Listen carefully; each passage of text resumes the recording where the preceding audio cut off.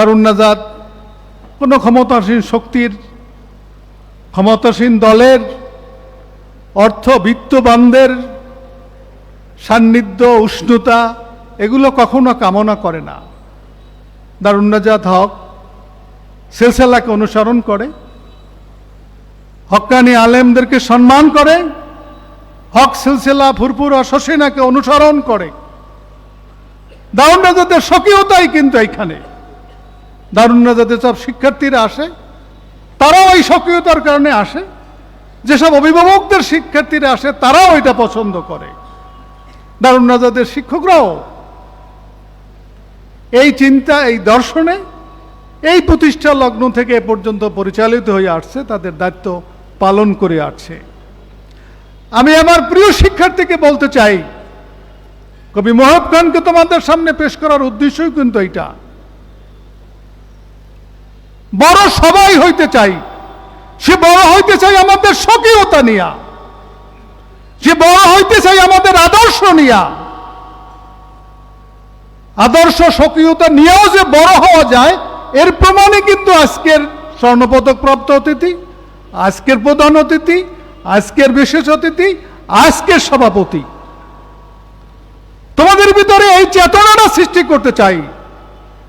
নানান দিকের বাতাসে, হাওয়ায়,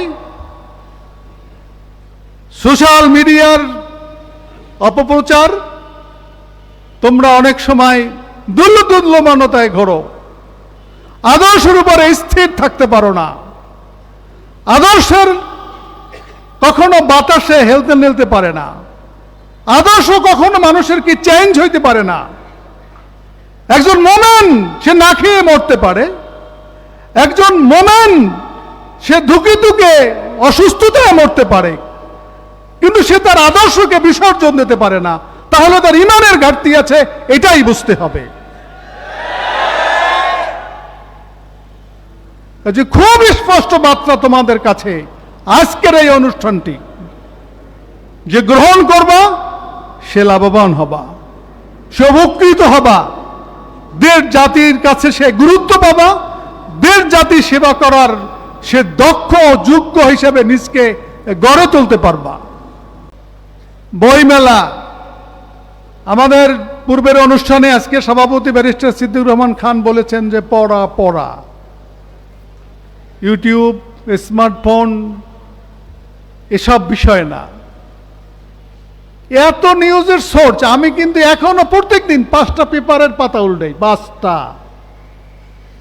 ইত্তেফাক, সেই পুরান পত্রিকা, ইনকিলাব আমাদের পত্রিকা, নয় দিগন্ত, আমার দেশ, ডেইলি স্টার, প্রত্যেক পাতায় হেডলাইনগুলোর মধ্যেও জ্ঞান জড়িত আছে।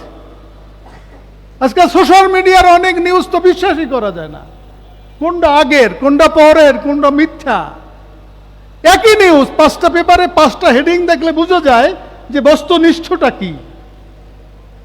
কিন্তু তোমরা পড়তেই চাও না, না ক্লাসের পড়া, না অতিরিক্ত কিছু পড়া। এই কবি রুহুল আমিন খান সাহেব আমাদেরকে উৎসাহিত করছে যে তোমরা একজন লোক দাঁড়াইয়া বলো যে সূরা ফাতিহা থেকে শুরু করে সূরা নাস, কোরআন শরীফের 30 পারার অনুবাদ পড়ছো। দেখা গেছে মজলিসে কেউ এই কথা বলতে সাহস পাই নাই। তিনি বলছে যে আমি রুহুল আমিন সূরা ফাতিহার আলহামদুলিল্লাহ রাব্বিল আলামিন থেকে শুরু করে সূরা নাস পর্যন্ত সমস্ত কোরআন শরীফের অনুবাদ এবং বেশ কিছু জায়গার ব্যাখ্যা, বিশ্লেষণ এগুলো আমি পড়েছি। এই যে পাঠকের মৃত্যু, পড়ার প্রতি অনীহা, এটা জাতিকে অনেক পিছাইয়া দিছে। এজন্য আমরা বই মেলা করতেছি, বইয়ের সাথে তোমাদের পরিচয় হবে, বই পড়ার প্রতি তোমাদের আগ্রহ হবে। এটা যেন অনর্থক না হয়। এই প্রোগ্রামটা অনেক ব্যয়বহুল প্রোগ্রাম। কোনো ডোনেশন, কোনো সংগঠনের সহযোগিতা, রাষ্ট্রের কোনো অনুদান, এ দ্বারা দারুন নাজাতের কোনো প্রোগ্রাম হয় না। শুধু তোমাদের জন্য এই মানুষগুলো কষ্ট করছে, তোমাদের জন্য এই বইমেলা, তোমাদের জন্য এই স্বর্ণপদক, তোমাদের জন্য। এটা তোমাদের বুঝতে হবে। এটা দারুন নাজাতের একটা কার্যক্রমের অংশ।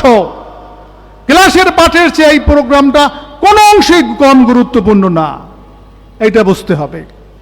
তোমরা বই দেখবা, বই সংগ্রহ করবা, বই পড়ার অভ্যাস করবা, ক্লাসের বইও পড়বা, সাথে সাথে অন্য অন্য বই। আজকে কয়েকটা বইয়ের এখানে মোড়ক উন্মোচন হবে। আমাদের কবি রুহুল আমিন খান সাহেবের 2টা বই, কবিতা, তারপরে কাসিদা আমরা প্রকাশ করছি, আরও কবিতার বই আছে এখানে, যার মোড়ক উন্মোচিত হবে। তোমরা বই পড়বা। যারা এখানে বইয়ের স্টল দিয়েছেন তাদের দৃষ্টি আকর্ষণ করছি, দারুন নাজাদের নিয়ম নীতির প্রতি আপনারা শ্রদ্ধাশীল হবেন। আপনাদের কাছ থেকে ব্যবসার জন্য কিন্তু আমরা এই বইমেলা করি নাই, এটা ভাববেন না। এটা শিক্ষা প্রতিষ্ঠান, এটা আদর্শ শিক্ষা প্রতিষ্ঠান।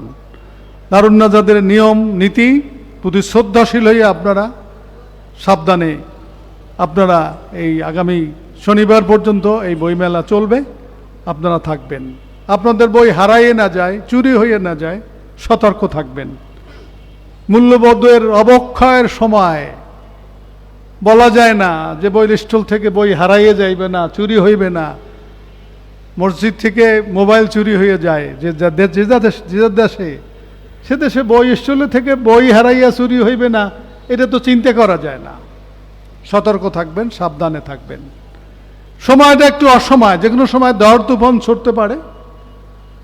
আমরা ত্রিপল দিয়েই স্টলগুলো তৈরি করছি, তারপরও আপনারা নিজস্ব পলিথিনের ব্যবস্থা রাখবেন। জোরে ঝড় তুফান হইলে বইগুলো যাতে আপনাদের ছেপ থাকে সেদিকে আপনারা খেয়াল করবেন। বেশি বৃষ্টি হইলে মাঠে পানি জমে যায়, নিষ্কাশন হইতে সময় লাগে, নিচ থেকে আপনাদের বইগুলো নষ্ট না হয় সেদিকে আপনি খেয়াল করবেন। যাই হোক, আমি সময় নষ্ট করতে চাই না। আমি আবারও আজকের প্রধান অতিথি, পদকপ্রাপ্ত অতিথি, বিশেষ অতিথি সহ সবাইকে আবারও মোবারকবাদ জানাই, ধন্যবাদ জানাই। আজকের প্রধান অতিথি তার বক্তব্যের মাধ্যমে এই বইমেলা উদ্বোধন ঘোষণা করবেন এবং আমাদের প্রোগ্রাম অনুযায়ী অন্যান্য প্রোগ্রামগুলো যথারীতি চলবে। আল্লাহ তাআলা আমাদের সকল কার্যক্রমে বরকত দান করুক, আমাদের নিয়াতকে আল্লাহ তাআলা খালেজ করুক, আমাদের শিক্ষার্থীদেরকে মানুষের মতো মানুষ হওয়ার আল্লাহ তাআলা তৌফিক দান করুক। আবারও দোয়া করি আল্লাহ অতিথিদেরকে সুস্থ রাখুক এবং হায়াতে তৈয়বা দান করুক। আসসালামু আলাইকুম ওয়া রাহমাতুল্লাহ।